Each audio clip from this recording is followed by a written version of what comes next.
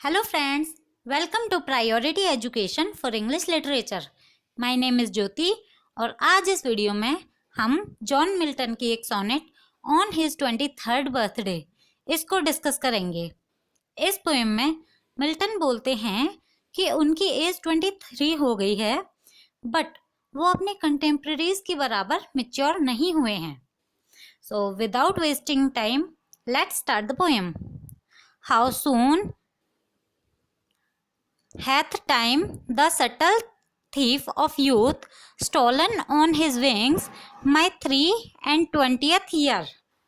इन lines में poet John Milton लेमेंट करते हैं कि टाइम ने कितनी जल्दी उनकी लाइफ के 23 ईयर्स चुरा लिए हैं।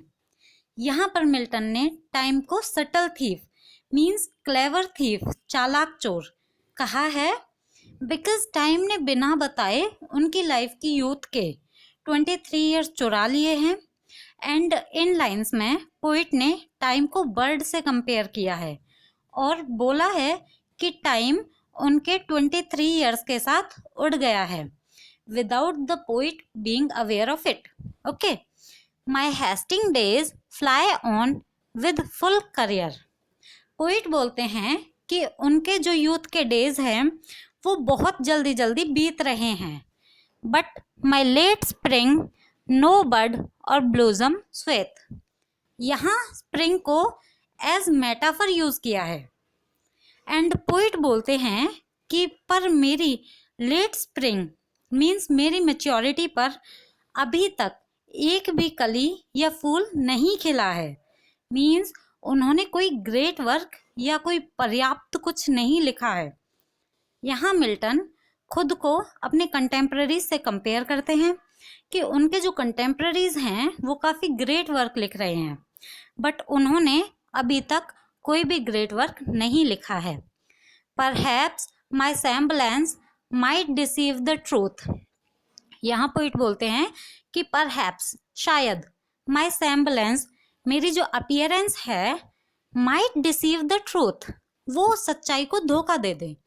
That I to manhood am arrived so near, कि मैं अपने मैनहुड के इतने नज़दीक हूँ। वो 23 साल के लगते नहीं हैं, but he is very near to his manhood. Okay, and inward ripeness doth much less appear.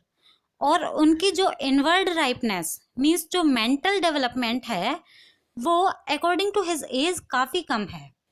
That some more timely happy spirits and youth। यहाँ मिल्टन बोलते हैं कि कुछ हैप्पी स्पिरिट या कुछ फॉर्चुनेट लोग होते हैं जिनकी जो मेंटल डेवलपमेंट है वो टाइम के अकॉर्डिंग होती है, ठीक है, पर और उनकी एज के अकॉर्डिंग होती है, बट मिल्टन के साथ ऐसा नहीं है। Yet be it less or more और soon और slow। यहाँ मिल्टन बोलते हैं कि friends, first of all I would like to tell you कि ये जो लाइन है ना, ये सोनेट की काफ़ी इंपॉर्टेंट लाइन है, बिकॉज यहाँ जा कर के पोइट के जो थॉट हैं और जो टोन है ना वो चेंज हो जाती है। अब जॉन मिल्टन एक ऑप्टिमिस्टिक टोन ले लेते हैं। Okay, now yet be it less और मोर और सून और स्लो। मिल्टन बोलते हैं कि चाहे से उनकी जो डेवलपमेंट है वो जल्दी हो या धीरे हो या फिर कम हो या ज़्यादा हो, ठीक है, बट वो उतनी होगी। It shall be still in strictest measure even, कि वो उतनी होगी जितनी वो होनी है। मीन्स उनकी किस्मत में जितनी डेवलपमेंट है उतनी एक स्ट्रिक्ट मेजर में होगी, ठीक है, ना उससे कम होगी ना उससे ज़्यादा होगी। To that same lot, however, mean और high।